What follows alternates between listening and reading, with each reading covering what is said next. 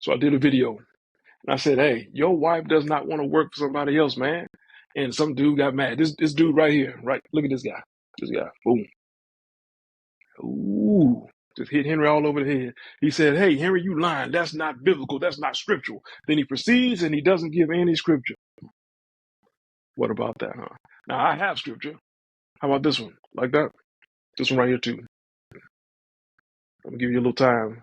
You need to read this one. Now, here's how the enemy worked to destroy the world that you know right now, right? One, he just made the man soft. Just erased the man as far as his power and his strength and his dominance, made him, he put alphabets to him, put it that way. Now, upon doing that, he also did another key thing. The enemy did this. He said, we got to get mama out of the house, right? Because you still got mom and the kids there. So he said, hey, girl, you are not valuable. You are not precious. You are not part of community. You're not worth anything if you're still in that house. You ought to be ashamed of yourself. Barefoot, pregnant in the kitchen. That's a shame. Matter of fact, do this instead. Go work for Amazon. Go work for Walmart. Go be a lawyer. Go to school and do this right here. Now you have value because you're just like a man. She does that. She bites the bait and goes out, and then she's getting the job. She's leaving home and all of this stuff, right? Now, who's raising the children? Let me tell you who's raising the children. The enemy raises the children. So the TV, the radio, the hip hop stars, the rappers. You wonder why the Sexy Reds and the Nicki Minaj's and all the Cardi B's and the Drakes and his super soft self and all of this stuff, right? Disney got two men kissing each other and kissing animals and stuff. Beauty and the Baker. Listen. Now that the children are there by themselves, the enemy can do whatever he wants to do. Teach them, poison them, do whatever he wants to do, and put stuff in their food and their meat because they have to make the food themselves now. So now you have a house that has been divided, a house that has been broken, a house that has been destroyed. And now if you destroy the family, you can destroy the neighborhood. You can destroy the neighborhood, you can destroy the community. Destroy the community, you can destroy the city. Destroy the city, you can destroy the state. Destroy the state, you can destroy the country. Destroy the country, you can destroy all countries. Destroy the world, you can do whatever you want to do. And that's what has happened in our society, in our world today. Now, if you look at Proverbs 31, which is one of my favorites, you just really break down the wording, the way that it's done. It shows that this woman, and this woman is amazing, right?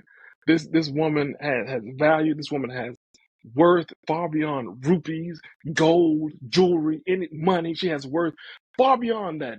Strength and honor, her clothing. Her children respect her. Her husband is known of the gates because of this stuff that this woman does. She works with her own hand. She builds her own. She does her own, sells her own, brings to the house, right? That's a valuable woman because she creates her own business. She creates her own money, her own wealth, and she makes sure that she keeps husband and children first. That's a valuable woman. And what about the Proverbs 31 man? Most people don't even know about that because they skip those verses at the top. There's a king being spoken to by his mom in the very top of that passage. Take a look at it. Some key words in there that I want you to pay attention to. If you are to think about the fact of the statement that I originally made that women are getting that they don't want to go and work for somebody else. Women are just starting to wake up and see the value of being at home, the value of cooking a meal for their family with all this fake meat and all this stuff going on. They see the value of making sure that the children don't have to go to schools, and the schools are doing all this funny types of stuff. Which bathroom do I use? What do you call me? Teachers are touching me. All of this type of stuff is happening right now. And women don't want to be a part of it anymore. But they don't have the male leadership to say, okay, babe, I got it. Because the male leadership is saying, girl, 50-50 is the way to go. I pay 50, you pay 50. And she never fully respects him because of that. It's time for men to stand up and do what they're supposed to do. The women will follow. Let me say it again. If men are to stand up and do what they are supposed to do, the women will follow. But things like this make me think that the majority of the men of our day are just simply cowards, afraid, soft. And I understand that. I'm not saying that you have to be a tough guy or the hardest guy in the room or anything of the nature. You can be whatever you want to be.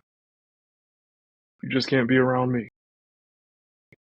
This is the language of kings, just in case nobody told you.